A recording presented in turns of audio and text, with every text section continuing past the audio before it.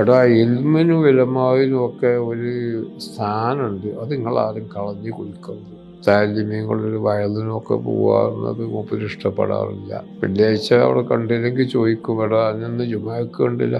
അന്ന് പവന് 90 റുപ്യ വരെയുള്ള കാലം. 1000 ബെയ്ത്ത് താഴത്തിന് മേലോട്ടും മേത്തുനിന്ന് താഴോട്ടും ചെല്ലാനും അജിസ് എല്ലിയിട്ട് സദറി എല്ലാവരും പഠിക്കുക എന്ന് പറഞ്ഞാൽ എന്തിയാതി ബുദ്ധിയപ്പത്. അരേ കുളത്തിന്റെ അവിടെയുള്ള ഒരു ഹരിജൻ അവന് രാത്രി പാമ്പ് പിടിച്ചു. അപ്പൊ ഇവൻ പാമ്പ് പിടിച്ചാണ് അരയിൽ ചരട് കഴിച്ചു കേട്ട് ഇവിടെ കെട്ടിയിരുന്നു. ആ കെട്ട് കഴിച്ചില്ല. ഇവനുള്ള സോക്കെടുപ്പ് അതാണ്. അതിൽ രക്തപട കെട്ടി നിന്നിട്ട് അല്ലാതെ വിഷം കൊണ്ട് ഒരാൾക്ക് പിന്നെ മൂപ്പര വെള്ളം കുടിച്ചിട്ട് ഒരു ബുദ്ധിമുട്ടുണ്ടാകാറുണ്ട്. അപ്പൊ സമസ്ത രൂപീകരിക്കുന്ന ആദ്യകാലത്ത് തന്നെ മൂപ്പര് സമസ്തയിൽ മെമ്പറാണ്, വൈസ് പ്രസിഡന്റുമാണ്. അത് കഴിഞ്ഞ് പിന്നെ അക്കാലത്ത് സമസ്തക്ക് വേണ്ടി പൈസ ചെലവാക്കല് മൂപ്പരാണ്.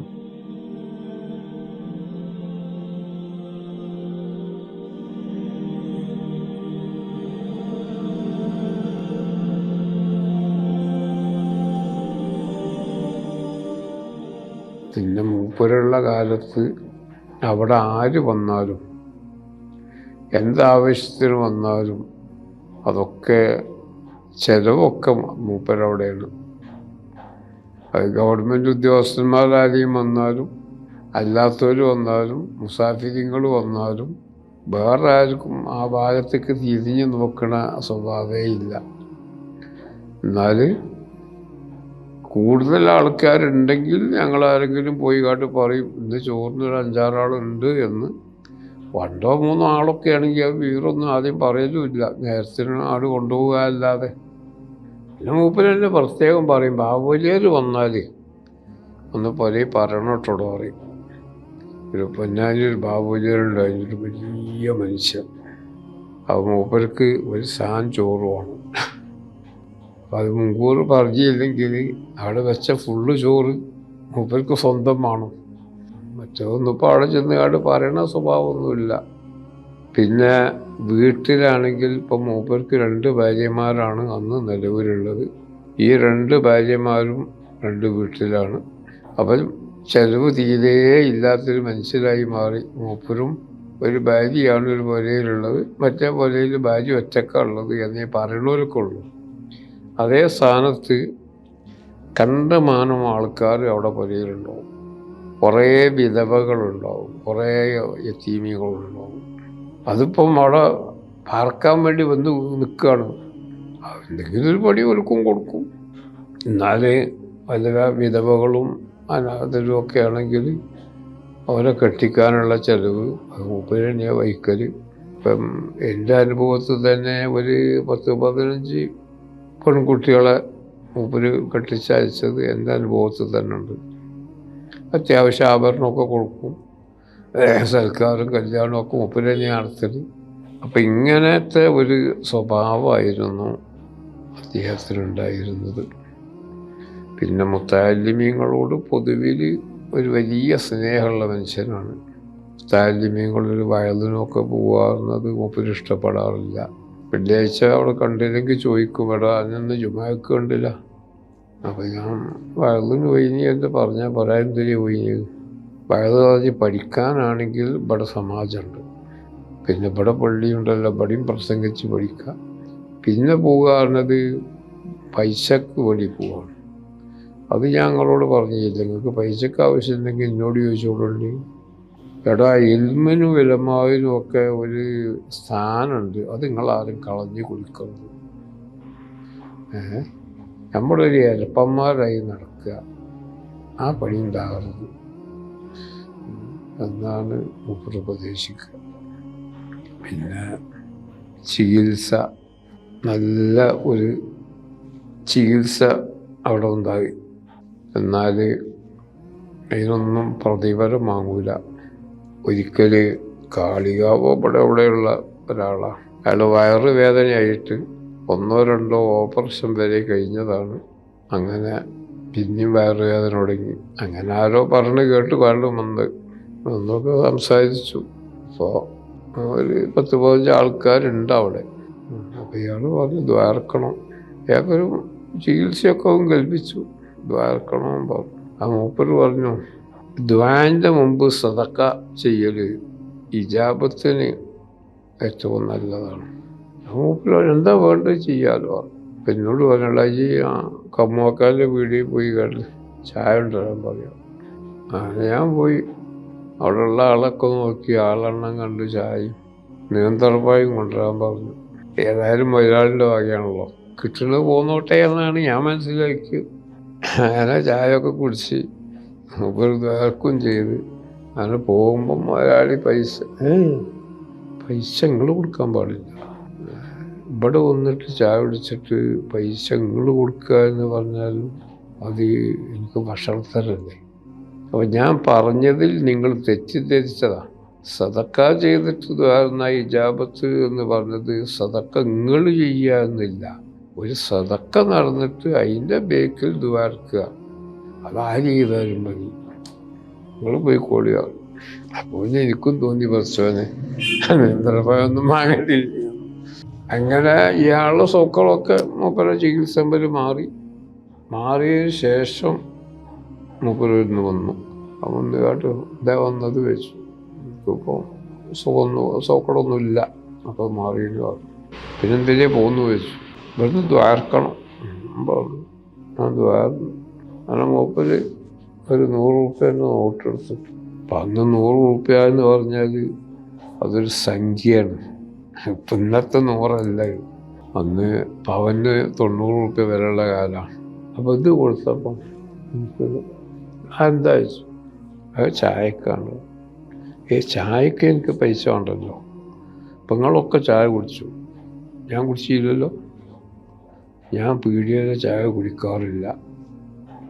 എനിക്ക് ചായ പുരയിന്ന് പെണ്ണുങ്ങൾ കൊടുത്തയക്കലാണ്, അതിന് ഓള് പൈസ ഒന്നിട്ട് വാങ്ങലുമില്ല.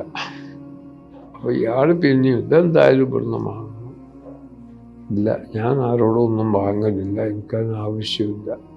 ഇയാൾ പിന്നെ ഇതിങ്ങനെ നിർബന്ധിക്കും, ഇതെന്തായാലും ഇവിടുന്ന് വാങ്ങണം, അതിൻ്റെ ബുദ്ധിമുട്ടാക്കല്ലേ. ഒടുവിന് എന്നാ കൊണ്ടാകും കേട്ടോ വാറക്കല്ല തിരിച്ചങ്ങോട്ട് തന്നെ കൊടുത്തു.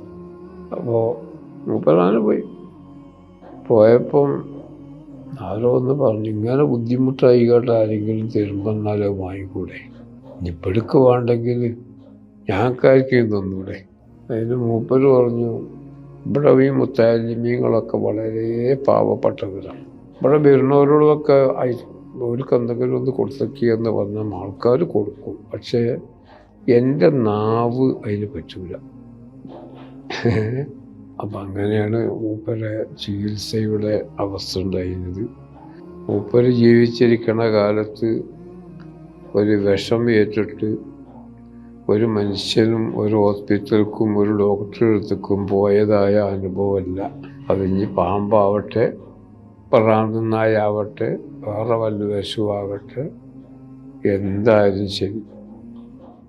അവിടെ ഒരു യൂസുഫ്, അവൻ്റെ ഒരു വിരൽ ഇങ്ങനെയാണ്, ഈ വിരൽ നീരില്ല.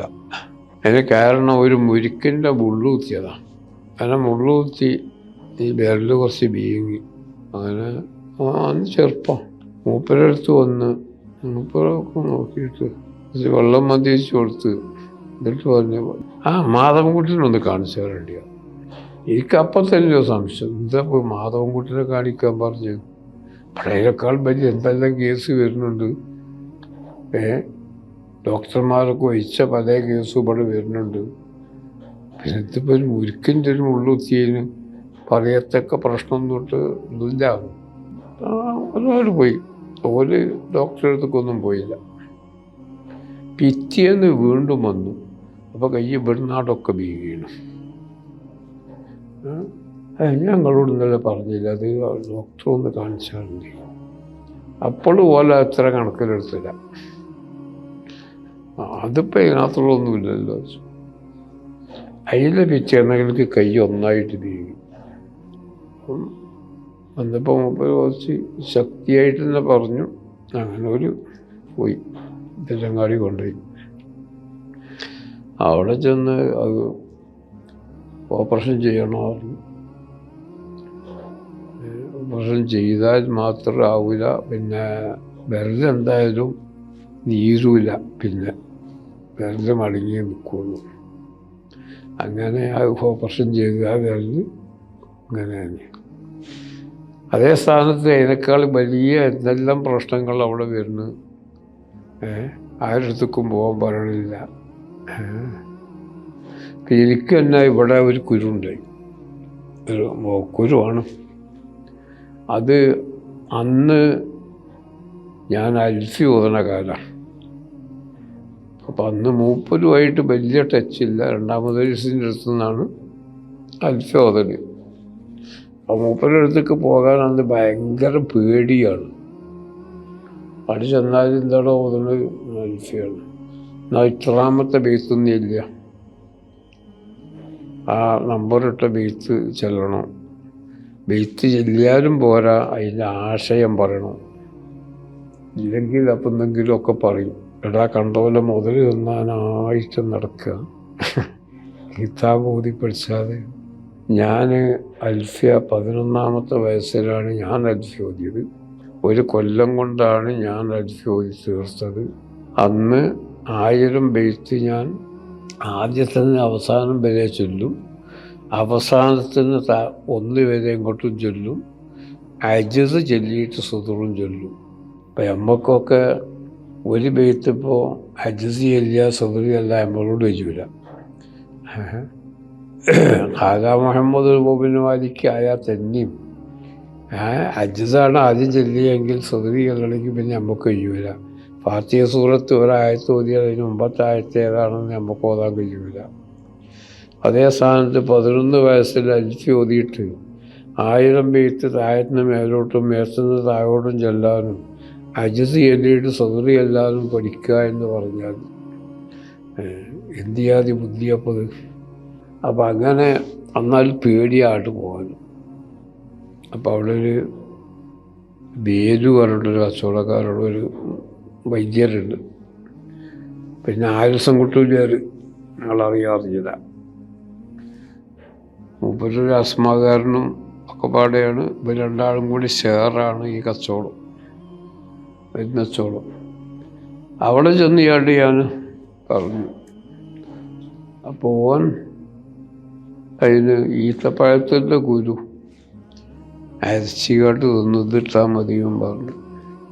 അങ്ങനെ അതിട്ടിട്ടിട്ട് ഇത് ഭയങ്കര കട്ടായിക്കൂലും, എന്തായാലും അത് പൊട്ടൂല. അപ്പോൾ എല്ലാവരും പറയും നിങ്ങൾ മൊയ്‌ലുപ്പാപ്പാൻ്റെ അടുത്തും അവിടേക്ക് പോകാൻ പേടിയും. കാരണം അവിടെ ചെല്ലുമ്പോൾ തന്നെ എന്തെങ്കിലും പറയും. എവിടെയാണ് അതുമായിട്ടും ഒക്കെ ചോദിച്ചാൽ. അപ്പോൾ ഒരുവന് ഇവിടെ പള്ളിക്കല മൊല്ലാക്ക എന്നെ വിളിച്ചുകൊണ്ട് കുറേ പറഞ്ഞു, നിങ്ങളെന്താ ഇപ്പം ഇതുമായിട്ട് നടക്കുന്നത്? അപ്പോൾ എനിക്ക് നിസ്കരിക്കാൻ വരെ വയ്യ, സുജൂദ് ചെയ്യാൻ വയ്യ, അത് ഉള്ളൊക്കെ പൊട്ടിയാൽ എന്താവും എന്നെല്ലാം പാടെ പറഞ്ഞ്. അങ്ങനെ ഏതെങ്കിലും ഞാൻ ഇനി വരട്ടെ വിചാരിച്ച് പോയതാ. ചെന്ന് പഠിപ്പേരായിട്ട് കിടക്കുമ്പോൾ തന്നെ ചോദിച്ചു, എന്താടാ എൻ്റെ മുഖത്ത് കാണുന്നത്? ഞാൻ ഒന്നും വേണ്ടിയില്ല. അങ്ങനെ ചെന്ന് താഴത്തേക്കാട് കയറി, എന്താടാ ഈ കാണുന്നത്? ഇതുമായിട്ട് എവിടെയും ചെയ്ത്. അപ്പം ഞാൻ പറഞ്ഞത് ആൽസംകുട്ടിയിലേറെ ചികിത്സയൊക്കെ ഉണ്ട്. എൻ്റെ ആൽസംകുട്ടി ഈ ഒരു വൈദ്യനെ കണ്ടതാ. അപ്പം ഈ വേഗം പോയിക്കാട്ട് ആ ബേലുവിനോട് ഒരു 4-5 ഈത്തപ്പഴത്തിൻ്റെ കുരു അരച്ച് തരാൻ പറയാം. അപ്പം ഈത്തപ്പഴത്തിൻ്റെ കുരു അരച്ച് തന്നെയപ്പോൾ ഈ ഇഷ്ടതൊക്കെ ഞാൻ പിന്നെ ഒന്നും പറഞ്ഞില്ല. ഞാൻ പോയി അവനോട് പോയി അത് അരച്ച് തരാൻ പറഞ്ഞു. അരച്ചുകൊണ്ട് പോന്നു. അരച്ചുകാട് ഇങ്ങോട്ട് കൊണ്ടുവരേണ്ടി എന്നോട് പറഞ്ഞു. അങ്ങനെ ആ അരച്ച് ചൊവ്വാടി വന്നു. നമുക്കൊരു വാങ്ങി ഒന്ന് മന്ദിച്ചു. ഇനി അത് കഴിയുമ്പോൾ ചേച്ചിക്കാട്ട് അവിടെ ഇരുന്നോ, കുരുവൊക്കെ പൊട്ടിയിട്ട് പോയാൽ മതി പള്ളിയിൽ, അല്ലെങ്കിൽ പള്ളിയൊക്കെ കേടുവരും. അപ്പം അതിനെക്കാട്ടിലും പേടി കഴിഞ്ഞപ്പോൾ ഈ കുരു എത്ര ദിവസമായിപ്പോൾ അത്, ഇനിയിപ്പോൾ എത്ര ദിവസം കഴിഞ്ഞു ഇത് പൊട്ടാനും. അതായത് ഇപ്പം ഞാൻ ഇവിടെ ഇരിക്കേണ്ടി വരും. എന്തോ ഉള്ളത് ഇത് തേച്ചിട്ട് 1/2 മണിക്കൂർ കഴിഞ്ഞില്ല, ഇതിൻ്റെ മുമ്പ് കുരു പൊട്ടി ഒക്കെ പോയി, ഒക്കെ സുഖമായി. അപ്പം അത് മൂപ്പര ചികിത്സ എന്ന് പറഞ്ഞാൽ അത് വെറും മരുന്നിൻ്റെ ഒരു പവറല്ല, ഒരു നാവിൻ്റെ പവറും കൂടിയാണ്. അതുപോലെ ആ അരേ കുളത്തിൻ്റെ അവിടെയുള്ള ഒരു ഹരിജൻ ഓന് രാത്രി പാമ്പ് പിടിച്ചു. ആ പാടത്തേക്ക് വെള്ളം തേകാൻ വേണ്ടിയിട്ട് അന്നൊക്കെ അവിടെ ഏത്തക്കോട്ടമ്മൽ വെള്ളം തേകിയായിട്ടാണ് ആ പാടത്തൊക്കെ കൃഷി ചെയ്യുന്നത്. അതിനകത്ത് പോകുമ്പോഴാണ് പാമ്പ് പിടിച്ചു. അങ്ങനെ ഓൻ്റെ ഭാര്യ ഉസ്താദിൻ്റെ അടുത്ത് വന്നു പറഞ്ഞു. മൂപ്പര് വെള്ളം മന്ത്രിച്ചു കൊടുത്തു. അതുകൊണ്ട് പിറ്റേന്ന് പിന്നെയും വന്നു. ഒരു സുഖമില്ല തമ്പുരാനെ, ഭയങ്കരം വൈരം കൊടുക്കണം. അതെന്താ പെണ്ണേ അങ്ങനെ വരാൻ പാടില്ലല്ലോ എന്നും പറഞ്ഞ് മൂപ്പര് ഇനിയും വെള്ളം മന്ത്രിച്ചു കൊടുത്തു. അത് കഴിഞ്ഞ് അന്ന് തന്നെ വൈകുന്നേരം പിന്നെയും വന്ന് സഹിക്കാൻ കഴിയുന്നില്ല, അയാതി കരച്ചിലാണെന്നൊക്കെ പാടും. എന്താ പണി, അതങ്ങനെ വരാൻ പാടില്ലല്ലോ. ജോനെന്തെയും ചുയിപ്പാക്കിയോ? ഇല്ലം വരാനെ ഞാനായിട്ട് പോയിട്ടില്ല. അങ്ങനെയൊക്കെ പറഞ്ഞു. മൂപ്പര് ഇനിയും വെള്ളം മന്ത്രിച്ചു കൊടുത്ത് അങ്ങനെ ഓളായിട്ട് പോകുമ്പോൾ കെട്ടുണ്ടാക്കണം വരാനെ വെച്ചു. അപ്പം ഇവൻ പാമ്പ് അടിച്ചാൽ അതേന്ന് ചരട് കഴിച്ച് കേട്ടു ഇവിടെ കെട്ടിയിരുന്നു. ആ കെട്ട് കഴിച്ചില്ല. ഇവനുള്ള സോക്കെടുപ്പ് അതാണ്. അതിൽ രക്തം ഇവിടെ കെട്ടി നിന്നിട്ട് അപ്പം മൂപ്പര് കുറേ ആൾ പറഞ്ഞു, ഈ പെണ്ണെ ഈ നാട്ടിലൊന്നും അല്ലേ പാർക്കണം, ഈ എനിക്കറിയില്ലേ വെള്ളം കൊടുത്താൽ കെട്ട് കഴിച്ചണം, വേഗം പോയിട്ട് ആ കെട്ട് കഴിക്കുക. ചെന്ന് നോക്കുമ്പം ഒരു കോലത്തിലും അത് കഴിച്ചാൻ കഴിയില്ല. രണ്ട് ഭാഗം കൂടി വീങ്ങിയിട്ട് കെട്ട് അതിൻ്റെ ഉള്ളിലാണുള്ളത്. അങ്ങനെ പടം അങ്ങോട്ടും ഇങ്ങോട്ടും പിടിച്ച് വലിച്ച് കേട്ട് ആരോ ബ്ലേഡ് വെച്ച് അതിൽ ബ്ലേഡ് കാലിന് വെച്ച് അത് പിന്നെ ഒന്നായിട്ട് പഴുത്ത് ഇവിടുന്നായിട്ട് കീപ്പെട്ട് ഒന്നായിട്ട് മുന്നേ 3-4 മാസം കിടക്കേണ്ടി വന്നു. അല്ലാതെ വിഷം കൊണ്ട് ഒരാൾക്ക് പിന്നെ മൂപ്പര വെള്ളം കുടിച്ചിട്ട് ഒരു ബുദ്ധിമുട്ടുണ്ടാകാറുണ്ട്. അത് മൂപ്പര പിതാവിൻ്റെയും അവസ്ഥ തന്നെയായിരുന്നു. മൂപ്പര വാപ്പയും വലിയ മഹാനാണ്. മൂപ്പരെന്നെ പറയും, ഞാൻ വാപ്പൻ്റെ അതേ കതമ്പിൽ നിൽക്കണം എന്ന് വിചാരിച്ചിട്ട് വിശിറുമേശാറ് എത്താൻ കഴിയുന്നില്ല. ഇത്തിരി വലിയ മഹാനായിരുന്നു മൂപ്പര പിതാവ്. പിന്നെ സമസ്ത കേരള ജമിയത്തുൽ ഉലമ അതിൻ്റെ സ്ഥാപനം അന്ന് പാങ്ങിൽ അഹമ്മദ് കുട്ടി മുസ്ലിയാർ മൂപ്പരെ ക്ഷണിക്കാൻ വേണ്ടിയിട്ട് വാളക്കുളത്ത് വന്നു മൂപ്പര വാപ്പന്. വാപ്പ പറഞ്ഞു, എനിക്കിപ്പം അതിനൊന്നും കഴിയൂല, പ്രായമായി, ഞാനെവിടെയും പോകില്ല, അപ്പം അതുകൊണ്ട് ഞാൻ മുഹമ്മദിനടുത്ത് തരാം. അങ്ങനെയാണ് മൂപ്പരെ കൊടുത്തത്. അപ്പം സമസ്ത രൂപീകരിക്കുന്ന ആദ്യകാലത്ത് തന്നെ മൂപ്പര് സമസ്തയിൽ മെമ്പറാണ്, വൈസ് പ്രസിഡൻറ്റുമാണ്.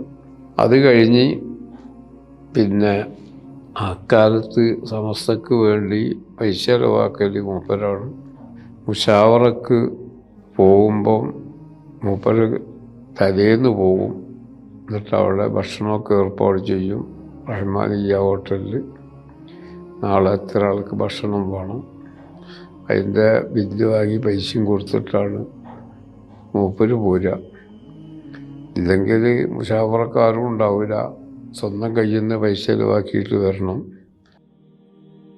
നാഴികൾ താണ്ടി നടന്നിട്ടാണ് സമസ്ത കേരള ജമിയത്തുൽ ഉലമയ്ക്ക് വേണ്ടി അവർ പ്രവർത്തിച്ചത്. ബഹുമാനപ്പെട്ട മുസ്ലിയാർ പോലെയുള്ള ആൾക്കാരും വളരെ സജീവമായ രംഗത്തിറങ്ങി പ്രവർത്തിച്ചു. അങ്ങനെയാണ് വിദ്യാഭ്യാസ ബോർഡിൻ്റെ പ്രവർത്തനം ആരംഭിക്കുന്നത്. ഇത് ഫിത്നയുടെ ലോകമാണ്. എന്ന് പറഞ്ഞപ്പോൾ തന്നെ കണ്ണിയത്ത് ഉസ്താദ് ചോദിച്ചു, അത് ഏത് കിതാബിലാണ് പറഞ്ഞത്? അപ്പം ബാഫിക്കത്തങ്ങൾ പറഞ്ഞു, നിങ്ങളിപ്പോൾ ഇത് കച്ചറുണ്ടാക്കണ്ട, ഞാനൊരു മസ്ജിദ് വെച്ച് നിങ്ങൾ രണ്ടാളും അവിടെ ഇരിക്കും. ജാമിയ നൂരിയക്ക് വേണ്ടി സംഭാവനക്ക് കൊടുക്കാൻ മൂപ്പരുടെ കയ്യിൽ കാശൊന്നുമില്ല. സമസ്ത കേരള ജമിയത്തുൽ ഉലമയുടെ രജിസ്ട്രേഷന് വേണ്ടി അക്കാലത്ത് 500 രൂപ എൻ്റെ കയ്യിൽ നിന്ന് ചെലവുണ്ട് എന്ന് മൂപ്പര് പറയണത് ഞാൻ കേട്ടിട്ടുണ്ട്. സമസ്തയുടെ പ്രവർത്തനങ്ങളെയും അതിൻ്റെ തീരുമാനങ്ങളെയും ഒക്കെ പരസ്യമായും എതിർത്തുമൊക്കെ നടക്കുക, ഇത് നമ്മളുടെ ആക്കിബത്ത് തന്നെ മോശമാകാൻ ഒരു കാരണമാവും. ഫിഖ് മസ്അലയിൽ സംശയം ഉണ്ടായ തഫാസീർ ഇടാൻ നോക്കല്, കണ്ണിൽ കരട് കൊണ്ട് അതുബുറില്ല ഊതല്,